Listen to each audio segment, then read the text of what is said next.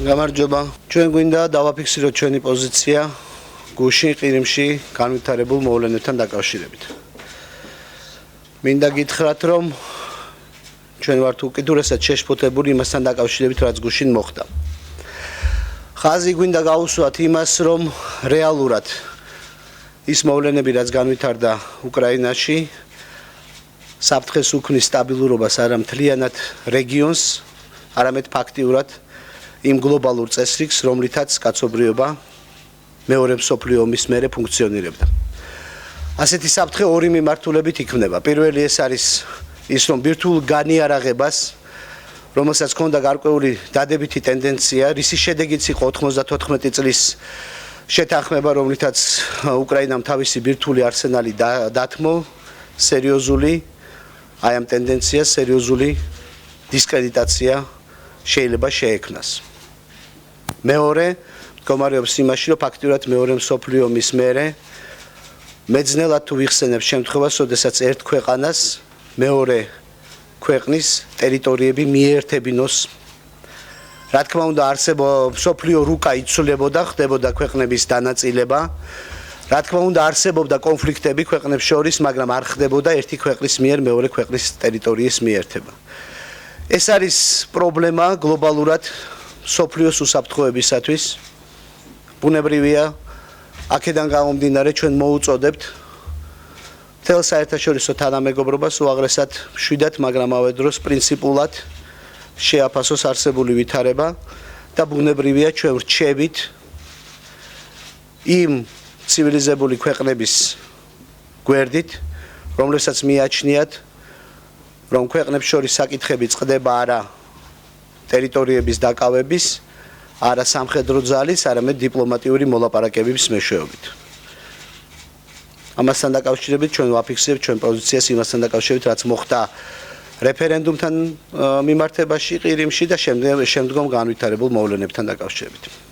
როიტერის სააგენტო მაკანთიძე, ბატონო პრეზიდენტო, იქიდან გამომდინარე, რაც თქვენ ბრძანეთ, თქვენი განცხადებიდან გამომდინარე და იქიდან გამომდინარე, რომ სოფლიო მართლაც ახალ გეოპოლიტიკურ რეალობაში აღმოჩნდა გუშინდელი დღის შემდეგ, თვლით თუ არა, რომ საქართველომ საკუთარ საგარეო პოლიტიკაში შეიძლება ან უნდა შეიტანოს გარკვეული კორექტივები, აპირებთ თუ არა ამას, რუსეთთან მიმართებაში გულისხმობ და როგორ შეაფასებდით დასავლეთის ქმედებებს, ესე ვთქვათ, პოზიციას იმასთან დაკავშირებით, რაც გააკეთა რუსეთმა პოლიტიკურმა ხელმძღვანელობამ უკრაინაში. მადლობთ.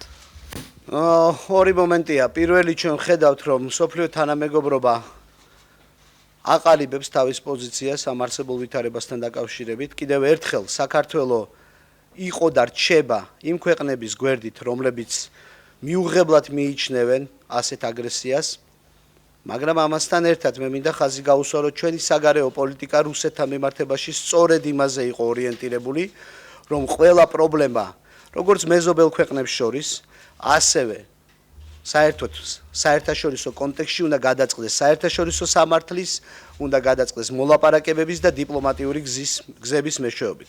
შესაბამისად, ჩვენი პოლიტიკა რუსეთის ფედერაციასთან მიმართებაში არც არასდროს ყოფილა განსხვავებული, რა თქმა უნდა, ჩვენ ვართ ქვეყანა, რომელმაც თავის თავზე იწვნია ძალიან, ასე ვთქვათ, სუსხიანი ხელი რუსეთის საგარეო პოლიტიკის.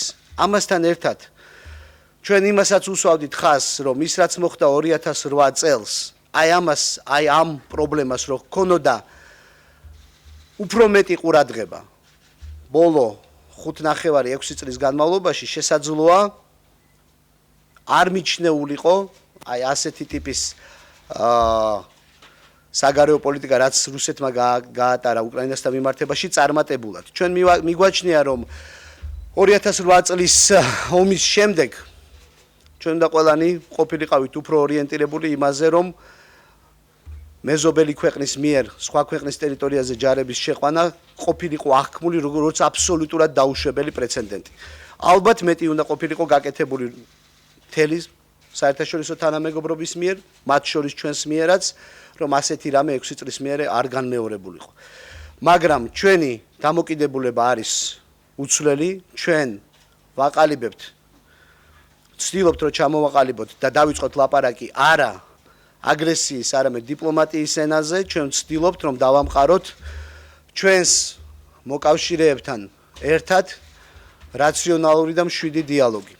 ეს არის სტრატეგიული გზა დასავლეთის, ევროკავშირის და შეერთებული შტატების, ბუნებრივია ჩვენ ამ გაერთიანების ამ კოალიციის ნაწილი ვართ.